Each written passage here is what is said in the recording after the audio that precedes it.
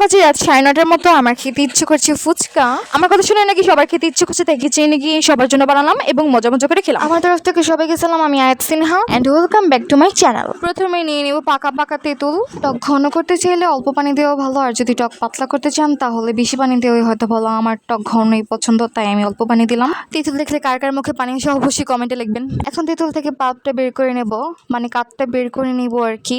এখন বাকি ingredients mix করার পালা। বেশি টক রাখতে চাইলে আপনারা চিনি কম দিতে পারেন।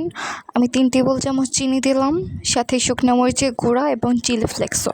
আর যারা ঝাল করে আছে তারা বোম্বাই মরিচ দিয়েও করতে পারে। এখন আমি পেঁয়াজ কুচি কুচি করে কেটে নিব। প্রথমে তো কাটতে পারিনি, তারপর ভাবিকে দিয়ে কাটালাম।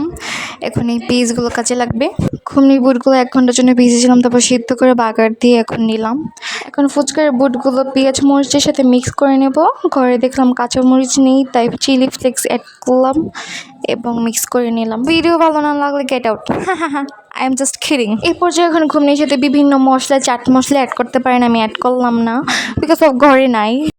এখন ফুচকাগুলো ভাজার পালা। ফুচকা টুস করে ভেজে নিব এখন। আসলে আমি পাচ্ছি না, ভাবিকে দিয়ে ভাজাচ্ছি তো। ফুচকাগুলো কত কিউট। আমি তো কিছু ভুলে গিয়েছিলাম, ঘুমনির সাথে এখন ফুচকা মিক্স করে নেব, মানে ফুচকার সাথে ঘুমনি মিক্স করে নেব। এখন রেডি আমার ফুচকা। ফুচকা খাওয়ার এত ক্রেভিং হচ্ছিল যে ঘুমনির মধ্যে একটু ডিম দেব বা নাগামরিচ দেব বা চাট মশলা দেব, মানে একদম মনেই ছিল না বা কিছু ঘরে ছিল না। তো এইভাবে সিম্পল উপায়ে করে নিলাম ফুচকা এবং সবাই মজা মজা করে খেলাম। আমার ঘরের থেকে আবার বাহিরের ফুচকা বেশি ভালো লাগে, তো এখন এক এক করে টেস্ট করব। অ্যাভারেজ লাগছে আমার কাছে। নেক্সট বার বাসায় বানানো দই ফুচকাটা ট্রাই করব, দেখবো কেমন লাগে।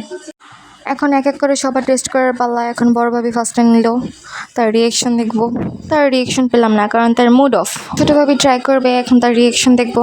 রিয়েকশন পেলাম না কারণ তার মন ভালো নেই, আজকে তার মন ভালো নেই। এখন বাসায় ছোটো ভাতে জিরে খাওয়াবো, তার তো মুখেই ঢুকছে না।